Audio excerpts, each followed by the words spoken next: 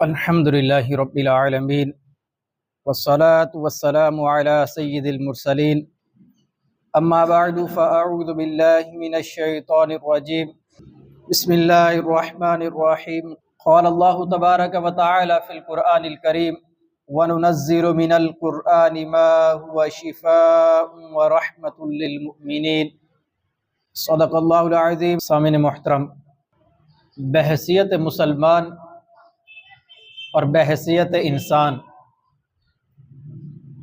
زندگی کے اندر اتار چڑھاؤ آنا یہ ایک انسان کی زندگی کا حصہ ہے۔ کبھی پریشانیاں بھی آ جاتی ہیں، کبھی دکھ آ جاتے ہیں، بیماریاں بھی آتی ہیں اور وہ دور بھی ہو جاتی ہیں۔ ہماری بحیثیت مسلمان ایک 1500 سالہ ایک روایت چلی آ رہی ہے جو آہستہ آہستہ ختم ہو رہی ہے۔ وہ روایت کیا ہے؟ وہ روایت ہے مصیبت کے اندر، دکھ درد کے اندر، پریشانی کے اندر اللہ تبارک و تعالیٰ کے ساتھ اپنی لو لگانا، وظیفے کرنا اور ظاہری اسباب کے ساتھ ساتھ روحانی اسباب کو اپنانا۔ یہ ہماری ایک 1500 سالہ تاریخ کے اندر چلا آ رہا ہے، لیکن آہستہ آہستہ جو ہے وہ کم ہوتا جا رہا ہے۔ اللہ تبارک و تعالیٰ نے قرآن کریم فرقان حمید کے اندر کیا ارشاد فرمایا؟ فرمایا وَنُنَزِّلُ مِنَ الْقُرْآنِ مَا هُوَ شِفَاءٌ وَرَحْمَةٌ لِّلْمُؤْمِنِينَ۔ ہم قرآن میں وہ چیز اتارتے ہیں جو ایمان والوں کے لیے شفا اور رحمت ہے۔ تو قرآن کریم کو اللہ تبارک و تعالیٰ نے شفا بنا کر اتارا ہے، یعنی جیسے قرآن پاک ہدایت کا سرچشمہ ہے، ہدایت کا سبب ہے، لوگ اسے پڑھ کر اپنا ایمان مضبوط کرتے ہیں، اس کے احکامات پر عمل کرتے ہیں، اسی طرح اللہ تبارک و تعالیٰ نے اس قرآن کریم کی تلاوت کے اندر، اس کی صورتوں کے اندر، اس کی آیات کے اندر مسلمانوں کے لیے شفا بھی رکھی ہے۔ اگر کوئی بندہ اس کو پڑھتا ہے تو اس کی برکت سے اللہ تبارک و تعالیٰ بندے کو ہدایت بھی عطا فرماتا ہے اور دکھ درد پریشانیاں اور مصیبتیں بھی دور فرما دیتا ہے۔ ایک اور آیت کے اندر فرمایا قُلْ هُوَ لِلَّذِينَ آمَنُوا هُدًى وَشِفَاءٌ، فرمایا تم فرماؤ وہ ایمان والوں کے لیے ہدایت اور شفا ہے۔ حضرت عبداللہ بن عباس رضی اللہ تعالیٰ عنہ فرماتے ہیں قرآن کریم ہر مرض سے نجات ہے اور ہر مرض سے نجات دینے والا ہے۔ تو پتہ چلا کہ جس طرح قرآن کریم کو پڑھ کر ہم ہدایت حاصل کرتے ہیں، ایسے ہی قرآن پاک کی آیات کو تلاوت کرنے سے اللہ تبارک و تعالیٰ ظاہری جسمانی بیماریاں، پریشانیاں، مشکلات بھی بندے کی دور فرما دیتا ہے۔ تو یہ ایک ہمارا مسلمانوں کی تاریخ کے اندر یہ چلا آ رہا ہے کہ جب بھی کوئی پریشانی آتی تو نبی کریم علیہ السلام سے لے کر آج تک مسلمانوں کا یہ طریقہ ہے کہ مسلمان اس پریشانی کے اندر اللہ تبارک و تعالیٰ کی طرف رجوع کرتے ہیں، اللہ پاک کے کلام کی طرف، نبی کریم علیہ السلام کی احادیث کی طرف، اور ان احادیث کے اندر جو وظائف، جو ورد بتائے گئے ہیں ان کے اوپر عمل کرتے ہیں۔ تو اس کی برکت سے اللہ تبارک و تعالیٰ بندے کو شفا عطا فرما دیتا ہے۔ تو جب بھی ہمارے ہاں مصیبت آتی ہے، پریشانی آتی ہے، بیماری آتی ہے، تو ہم فوراً ڈاکٹر کی طرف رجوع کرتے ہیں کہ ہم نے اس سے دوائی لینی ہے، یا کوئی اور مرض ہے ہم اس کی دوا لیں گے تو شفا مل جائے گی۔ اس کا انکار نہیں ہے، ظاہری اسباب اختیار کرنے کا حکم خود اللہ تبارک و تعالیٰ نے ہی ارشاد فرمایا ہے۔ نبی کریم علیہ السلام نے احادیث کے اندر اس کا حکم ارشاد فرمایا ہے کہ جب بھی مصیبت آتی ہے، پریشانی آتی ہے تو ظاہری اسباب اختیار کرنے ہیں۔ بیماری آئی ہے تو ڈاکٹر کے پاس جائیں گے، یہ طب یونانی کے نسخے، یہ ہومیوپیتھک کے نسخے، یہ سارے اپنانے ہیں، لیکن اس کے ساتھ ساتھ ہم نے روحانی طور پر جو چیزیں قرآن و حدیث کے اندر بیان کی گئی ہیں ان کی طرف توجہ لازمی طور پر کرنی ہے۔ ظاہری اسباب کو اپنانے کے ساتھ ساتھ قرآن و حدیث کے اندر جو وظائف، جو ورد، جن آیات کو بطور شفا بیان کیا گیا ہے، جو وظیفے احادیث کے اندر بیان کیے گئے ان کو اپنائیں گے اور نظر اللہ تبارک و تعالیٰ کے طرف ہوگی، اس کے فضل اور اس کی کرم پر نظر ہوگی، تو اللہ پاک بندے کو ضرور شفا عطا فرماتا ہے۔ اب آپ سنتے جائیے، نبی کریم علیہ السلام ارشاد فرماتے ہیں، فرمایا خیر الدواء القرآن، فرمایا بہترین دوا قرآن کریم ہے۔ حالانکہ جب ہم بیمار ہوتے ہیں تو ہم دوائی لیتے ہیں اور ظاہری طور پر لینا بھی چاہیے، لیکن نبی کریم علیہ السلام کیا فرما رہے ہیں؟ فرمایا بہترین دوا قرآن کریم ہے۔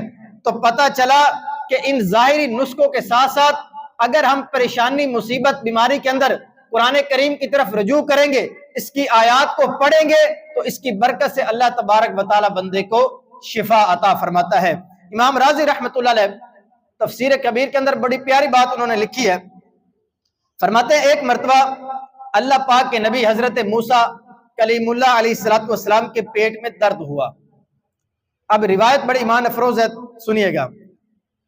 فرماتے ہیں کہ جب حضرت موسیٰ علیہ السلام کے پیٹ میں درد ہوا، اب ہمیں تو کوئی بیماری آئے تو فوراً ہم ڈاکٹر کے پاس جائیں گے، کوئی نسخہ لیں گے، کوئی گھریلو ٹوٹکا اپنائیں گے، لیکن حضرت موسیٰ علیہ السلام کا اللہ تبارک و تعالیٰ کی ذات پر یقین اور بھروسہ دیکھیں کہ حضرت موسیٰ علیہ السلام کے پیٹ میں درد ہوا، فوراً حضرت موسیٰ علیہ السلام کوہ طور پر تشریف لے گئے۔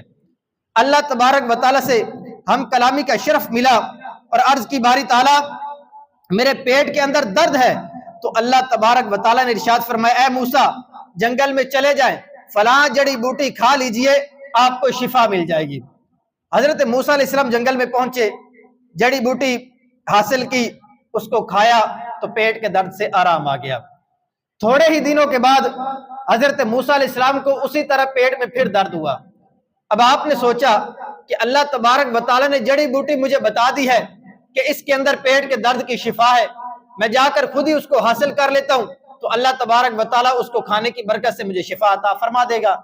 حضرت موسیٰ علیہ السلام چلے گئے جنگل میں، وہی جڑی بوٹی حاصل کی اور اس کو کھا لیا، لیکن اس بار معاملہ بالکل الٹ ہو گیا۔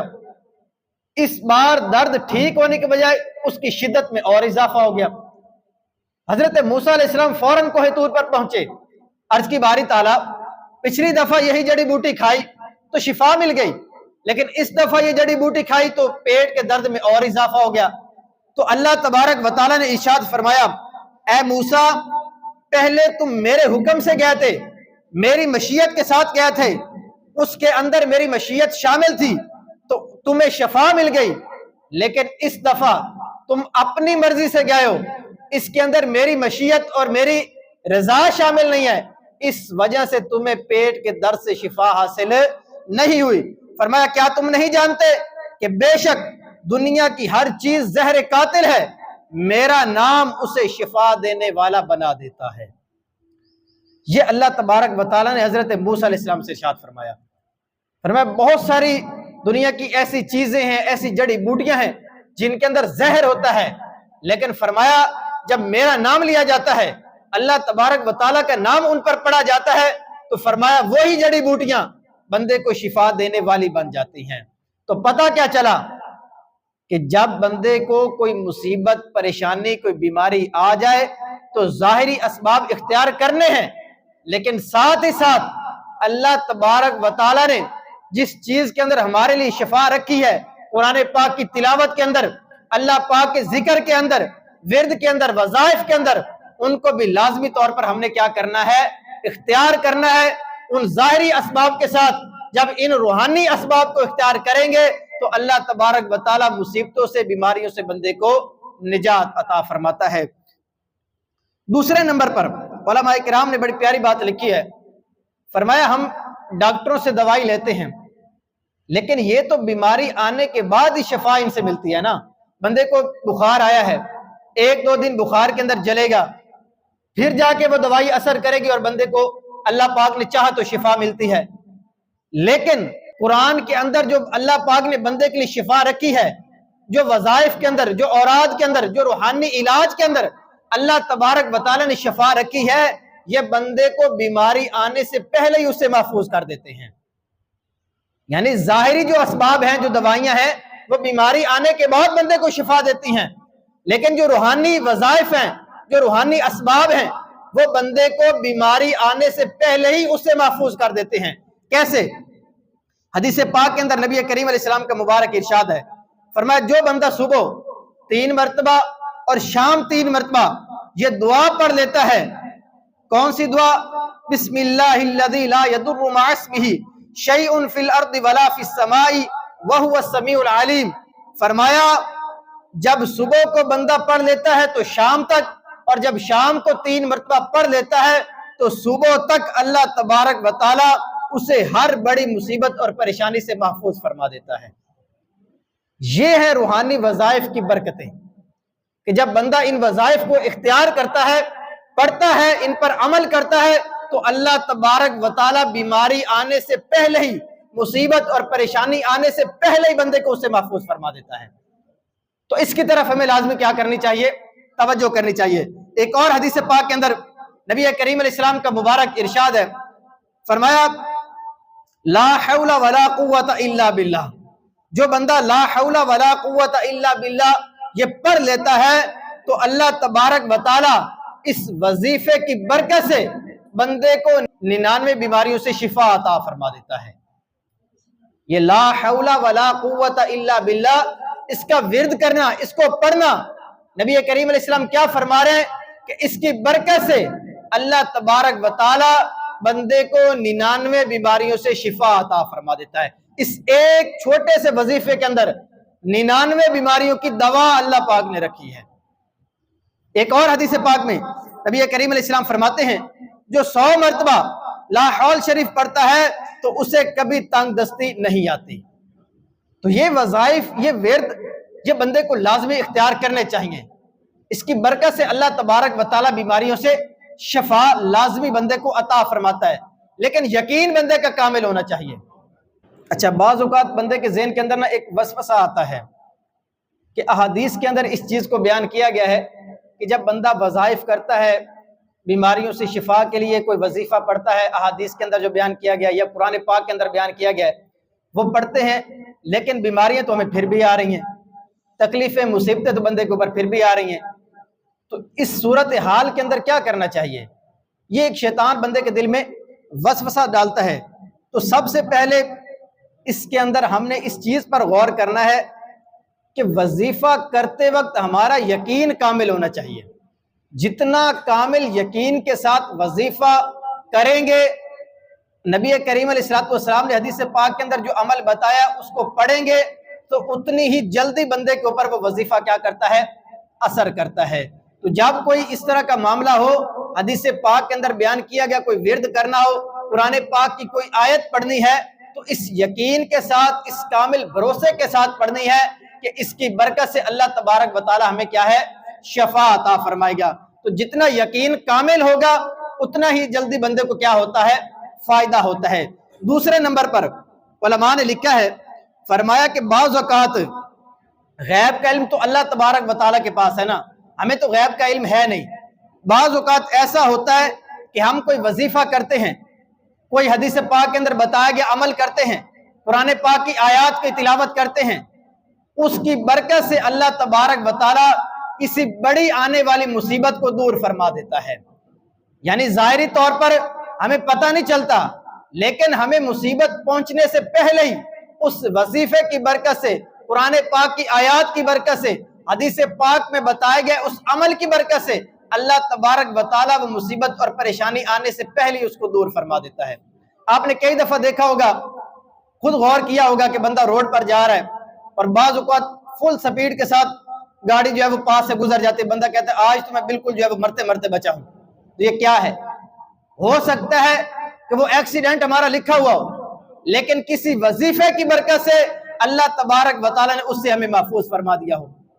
इसी तरह घर के अंदर हो सकता है हमें कोई बड़ी मुसीबत और परेशानी आनी हो, लेकिन हमारे किसी जानवर के फौत होने की वजह से कोई बंदे का जानवर दुनिया से चला गया या कोई और घरेलू नुकसान हो गया, उसकी बरकत से हो सकता है अल्लाह तबारक व तआला ने हमारे इंसानों को, हमारे घर के अफराद को किसी बड़ी मुसीबत से महफूज फरमा दिया। तो इसलिए अगर विर्द वजीफे करने के साथ फिर भी कोई मुश्किल परेशानी आ रही है तो उसके ऊपर वसवसों के शिकार नहीं होना, शैतान के चक्करों के अंदर नहीं जाना। यार मैं वजीफे तो कर रहा हूं लेकिन मुसीबतें परेशानियां फिर भी आ रही हैं, उस वक्त इस तरफ तवज्जो करनी है कि हो सकता है कि इसकी बरकत से अल्लाह तबारक व तआला ने किसी बड़ी मुसीबत और परेशानी को हमसे दूर फरमा दिया हो। दूसरे नंबर पर वजीफों की कैसी बरकतें मिलती हैं, अब सुनिए हदीस पाक بخاری اور مسلم کی روایت ہے، ایک مرتبہ 30 صحابہ کرام کسی سفر پر جا رہے تھے۔ راستے کے اندر ایک مقام پر ایک شخص نے صحابہ کرام سے عرض کی کہ ہمارے سردار کو بچھو نے کاٹ لیا ہے۔ بخاری کی روایت ہے، توجہ کے ساتھ سنیے گا۔ کہنے لگے ہمارے سردار کو بچھو نے کاٹ لیا ہے، آپ کچھ کر سکتے ہیں؟ تو صحابہ کرام علیہ مردوان میں سے ایک صحابی نے فرمایا، ہاں میں دم کر دیتا ہوں، اللہ تبارک و تعالیٰ اس کی برکت سے تمہارے سردار کو شفا عطا فرما دے گا۔ وہ صحابی گئے، فرماتے ہیں کہ میں نے اس کے اوپر سورہ فاتحہ پڑھ کر دم کیا، جس کی برکت سے اللہ تبارک و تعالیٰ نے اس مریض کو شفا عطا فرما دی۔ تو قرآن پاک کی آیات کے اندر اللہ تبارک و تعالیٰ نے جس طرح ہمارے لیے ہدایت رکھی ہے، ایسے ہی قرآن پاک کی آیات کے اندر اللہ تبارک و تعالیٰ نے بیماریوں سے شفا بھی ہمارے لیے رکھی ہے۔ انہوں نے سورہ فاتحہ پڑھ کر، لیکن ان کا یقین کامل تھا، ان کو اللہ پاک کے کلام پر یہ کامل یقین تھا کہ میں پڑھوں گا اللہ تبارک و تعالیٰ شفا عطا فرما دے گا۔ انہوں نے پڑھ کر اس کے اوپر دم کیا تو اللہ تبارک و تعالیٰ نے اس قوم کے سردار کو شفا عطا فرما دی۔ ایک اور حدیث پاک کے اندر حضرت خارجہ بن سلط رضی اللہ تعالیٰ عنہ اپنے چچا سے بیان کرتے ہیں کہ میں نبی کریم علیہ السلام کی خدمت میں حاضر ہوا، وہاں سے واپسی پر میں ایک قوم کے پاس سے گزرا، ان کا کوئی شخص پاگل تھا جسے انہوں نے لوہے کی زنجیروں کے ساتھ باندھ رکھا تھا۔ انہوں نے کہا کہ کیا تم اس کا علاج کر سکتے ہو؟ تو صحابی رسول بیان کرتے ہیں، فرماتے ہیں میں نے 3 دن صبح اور شام سورہ فاتحہ پڑھ کر اس کے اوپر دم کی تو اس کی برکت سے اللہ تبارک و تعالیٰ نے اس پاگل شخص کو شفا عطا فرما دی۔ یہ ان کا کامل یقین اور بھروسہ تھا۔ ان کو پتا تھا کہ نبی کریم علیہ السلام نے قرآن پاک کی ان آیات کے اندر شفا بیان فرمائی ہے، یہ قرآن پاک کا کلام حق اور سچ ہے، اور اس کے دم کرنے سے اللہ تبارک و تعالیٰ شفا عطا فرماتا ہے۔ انہوں نے پڑھ کر دم کی تو اس پاگل شخص کو اللہ تبارک و تعالیٰ نے شفا عطا فرما دی۔ اسی طرح حضرت عمر فاروق رضی اللہ تعالیٰ عنہ آپ کی بارگاہ میں ایک دفعہ روم کے بادشاہ نے خط لکھا، کہا کہ مجھے سر کے اندر دائمی درد ہوتا ہے، ہر وقت میرے سر کے اندر درد رہتا ہے، کوئی اس کے بارے میں وظیفہ بتائیں، کوئی اس کے بارے میں تعویذ ہے تو وہ مجھے دے دے۔ تو حضرت عمر فاروق رضی اللہ تعالیٰ عنہ آپ نے اس کو ایک ٹوپی بھیج دی سر پر کرنے والی کہ یہ ہر وقت پہن کر رکھنی ہے، اللہ پاک تمہیں سر کے درد سے شفا عطا فرمائے گا۔ اب وہ ٹوپی اس کے پاس پہنچی، اس نے سر پر کر لی، جب وہ ٹوپی پہنتا اس کو شفا مل جاتی، جب اتارتا تو درد پھر شروع ہو جاتا۔ اس نے کہا اس کے اندر ایسا کیا خاص رکھا ہوا ہے کہ میں جب سر پر رکھتا ہوں تو مجھے سر کے درد سے شفا مل جاتی ہے۔ اس نے جب اس ٹوپی کو ادھیڑا تو اس کے اندر حضرت عمر فاروق رضی اللہ تعالیٰ عنہ کے ہاتھ کا لکھا ہوا تعویذ موجود تھا، جس کے اوپر بسم اللہ الرحمن الرحیم لکھی ہوئی تھی۔ وہ جب اس کو سر پر رکھتا تو اللہ تبارک و تعالیٰ اس کی برکت سے اس روم کے بادشاہ کو شفا عطا فرما دیتا، اس کے سر کا درد جو ہے وہ دور ہو جاتا۔ یہ ہے تعویذات کی برکت، یہ ہے ورد اور وظائف، ان ورد اور وظائف کی برکت جو قرآن و حدیث میں بیان کیے گئے ہیں، جو جائز طریقے سے ہم تک پہنچے ہیں، یہ ان کی برکت ہے۔ آج بھی علماء نے لکھا ہے کسی کے سر کے اندر درد ہوتا ہے نا، وہ کسی کاغذ پر خود ہی بھلے بسم اللہ الرحمن الرحیم لکھ لے تو اس کو اپنے سر کے اندر رکھ لے، اللہ تبارک و تعالیٰ اس کو سر کے درد سے شفا عطا فرما دے گا۔ تو ظاہری اسباب ہم نے کرنے ہیں، ہم نے دوائیاں کھانی ہے، کوئی بیماری آئی ہے، کوئی پریشانی آئی ہے، کوئی مصیبت آئی ہے، دوائیاں لیں، ڈاکٹر کے پاس جائیں، کوئی منع نہیں کرتا، لیکن اس کے ساتھ ساتھ ان روحانی وظائف کو لازمی ہمیں کیا ہے اختیار کرنا چاہیے۔ ان دوائیوں کے ساتھ بھی شفا تب ہی ملنی ہے جب اللہ تبارک و تعالیٰ چاہے گا، تو ان روحانی وظائف کے ساتھ بھی شفا ملے گی اللہ تبارک و تعالیٰ کی مشیت کے ساتھ، اس کی رضا کے ساتھ۔ جب دونوں کام کریں گے تو اللہ تبارک و تعالیٰ بندے کو کیا ہے شفا عطا فرما دیتا ہے۔ امام شافعی رحمۃ اللہ علیہ، آپ سے ایک شخص نے اپنی بیماری کی شکایت کی تو آپ نے اسے بسم اللہ الرحمن الرحیم اور ساتھ قرآن پاک کی کچھ آیات لکھ کر دی، ان کا تعویذ بنا کر دیا، فرمایا اس کو پہن لو، اس کی برکت سے اللہ پاک تمہیں شفا عطا فرمائے گا۔ جب اس بندے نے وہ تعویذ پہنا تو اس کی برکت سے اللہ تبارک و تعالیٰ نے اس کو شفا عطا فرما دی۔ بعض لوگ اس شک کے اندر پڑ جاتے ہیں کہ حدیث پاک کے اندر تمائم باندھنے سے منع کیا گیا ہے، یعنی بعض اوقات لوگ کہتے ہیں نا کہ تعویذ نہیں پہننا چاہیے، شرک ہے، بدعت ہے، اس طرح کی باتیں کرتے ہیں۔ اب وہ دھوکہ کہاں سے کھاتے ہیں؟ حدیث پاک کے اندر لفظ بیان کیا گیا ہے، نبی کریم علیہ السلام نے تمائم کا لفظ ارشاد فرمایا کہ اس کو نہیں باندھنا۔ اب تمائم کیا چیز ہوتی ہے؟ تمائم وہ چیز ہے کہ زمانہ جاہلیت کے اندر کفار اپنے بتوں کے نام لکھ کر ان کے تعویذ بنا کر گلے کے اندر ڈالتے تھے اور یہ سمجھتے تھے کہ اس کی برکت سے ہمیں شفا مل جائے گی۔ تو نبی کریم علیہ السلام نے وہ تعویذ باندھنے سے منع فرمایا ان کے اندر کفار نے اپنے بتوں کے نام لکھے ہیں، یہ تعویذ نہیں پہننا۔ اور جس تعویذ کے اندر قرآن و حدیث لکھی ہوئے ہو، نبی کریم علیہ السلام کے بتائے گئے ورد اور وظائف لکھے ہو، ان کو لکھ کر اگر کوئی گلے کے اندر ڈالتا ہے، اللہ تبارک و تعالیٰ اس کی برکت سے بندے کو شفا عطا فرما دیتا ہے۔ اس کی سب سے بڑی مثال حضرت عمر فاروق رضی اللہ تعالیٰ عنہ کا عمل موجود ہے کہ جب آپ نے روم کے بادشاہ کو بسم اللہ لکھ کر جو ہے وہ تعویذ بنا کر اس کو کہا کہ اس کو ٹوپی کے اندر سی کر اپنے سر پر رکھ لو، تو اس کی برکت سے اللہ تبارک و تعالیٰ نے اسے شفا عطا فرما دی۔ تو جو تعویذ قرآن و حدیث کے اندر منع کیے گئے وہ تعویذ تھے جو زمانہ جاہلیت میں کفار باندھتے تھے اپنے بتوں کے نام لکھ کر یا شرکیہ الفاظ لکھ کر، وہ آج بھی منع ہے۔ کوئی بھی مسلمان اس طرح کا تعویذ باندھتا ہی نہیں ہے۔ تو جس تعویذ کے اندر قرآن پاک کی آیات لکھی ہوں، احادیث کے اندر بتائے گئے وظائف لکھی ہوں، تو ان کو باندھنے کے اندر گلے میں ڈالنے میں کوئی حرج نہیں ہے، باندھ سکتے ہیں۔ صحابہ کرام کے عمل سے بھی یہ چیز ثابت ہے، اور بعد کے تابعین اور بڑے بڑے علماء محدثین نے بھی یہ عمل فرمایا ہے، اس کے کرنے کے اندر کوئی حرج نہیں ہے۔ اللہ تبارک و تعالیٰ کی بارگاہ میں دعا ہے اللہ پاک ہمیں عمل کرنے کی توفیق عطا فرمائے، آمین بجاہ النبی الامین صلی اللہ علیہ وسلم۔